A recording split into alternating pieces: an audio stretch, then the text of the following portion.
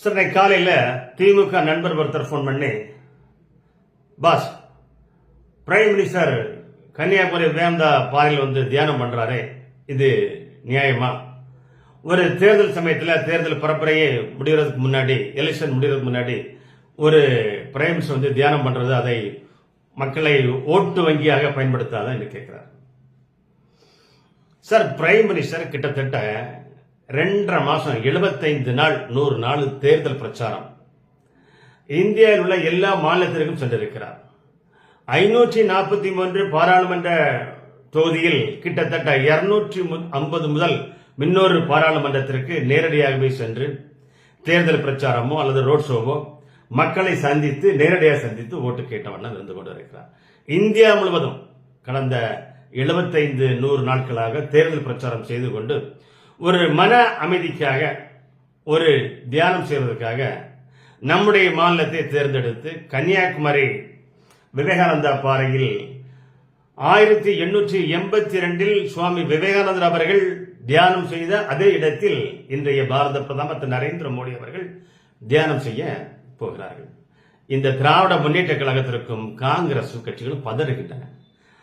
Sir prime minister வந்து கன்னியாகுமரியை தேர்ந்தெடுத்து தியானம் பண்ணுகிறார். அது ஒரு விதத்தில் தமிழகத்தினுடைய ஒரு டூரிஸ்ட் சுற்றுலா தலத்தை அதை இன்னும் மென்மேலும் வளர்க்கும். இந்தியாவில் உள்ள பல பகுதியில் உள்ள மக்கள் எல்லாம் கன்னியாகுமரி வரலாம். உலகில் உள்ள பல மக்கள், பல நாட்டுடைய டூரிஸ்டுகள் இங்கு வந்து நம்முடைய விவேகானந்தா தியான மண்டலத்தில் தியானம் செய்யலாம். இது ஒரு சுற்றுலா தலமாக மென்மேலும் உயர்த்துவதற்கு ஒரு வழிகாட்டுதலாக இருக்கிறது. பிரைம் மினிஸ்டர் தியானம் பண்ணுகிறார். இந்தி கூட்டணியை சேர்ந்தவர்களும் தியானம் பண்ணலாமே. காங்கிரஸ் கட்சியை சேர்ந்த திரு ராகுல் காந்தி அவர்கள் ஆக்ரா சென்று அங்குள்ள தாஜ்மஹாலில் உட்கார்ந்து தியானம் பண்ணலாம், அல்லது உண்ணாவிரதம் இருக்கலாம், அல்லது அங்கு படுத்து கூட தூங்கலாமே. அது செய்ய மாட்டார்கள். சரி, இந்தி கூட்டணியுடைய சகலகலா வல்லவன் ஜெயிலுக்கு போயிட்டு பெயில வந்திருக்கிறார டெல்லி முதலமைச்சர் திரு அரவிந்த் கெஜ்ரிவால், அவர் ஒரு ராமருடைய பக்தர். அவர் டெல்லியில் உள்ள ராமர் கோயில் உட்கார்ந்து ஒரு தியானம் பண்ணலாம், ஒரு அமைதியாக உட்கார்ந்து பூஜை பண்ணலாம். செய்வாரா? செய்ய மாட்டார்.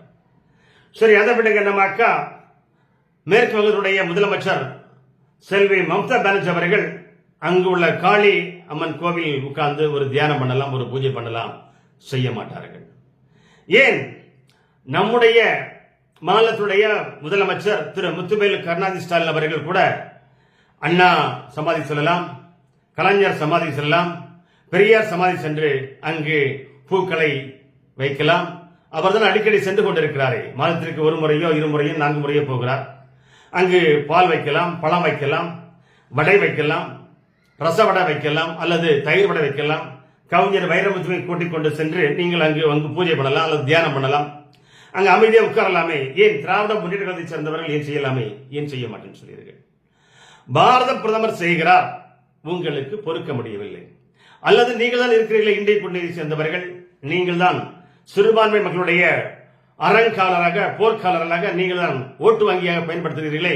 நீங்கள் போய் மசூதிக்கு சென்று குல்லா போடலாம், கஞ்சி குடிக்கலாம், ஏன் சர்ச்சுக்கு சென்று கேக் வெட்டலாம், கேக்கு திங்கலாமே. ஏன் செய்ய வேண்டியதானே? நீங்கள் செய்ய மாட்டீர்கள். ஏனென்றால் உங்களுக்கு ஓட்டு வங்கி, தேர்தலில் நீங்கள் வெற்றி பெற வேண்டும் என்பதற்காக ஒரு ஓட்டு வங்கியை நீங்கள் பயன்படுத்தியிருக்கிறீர்கள். பாரத பிரதமர் இதை பற்றியும் கவலைப்படவில்லை.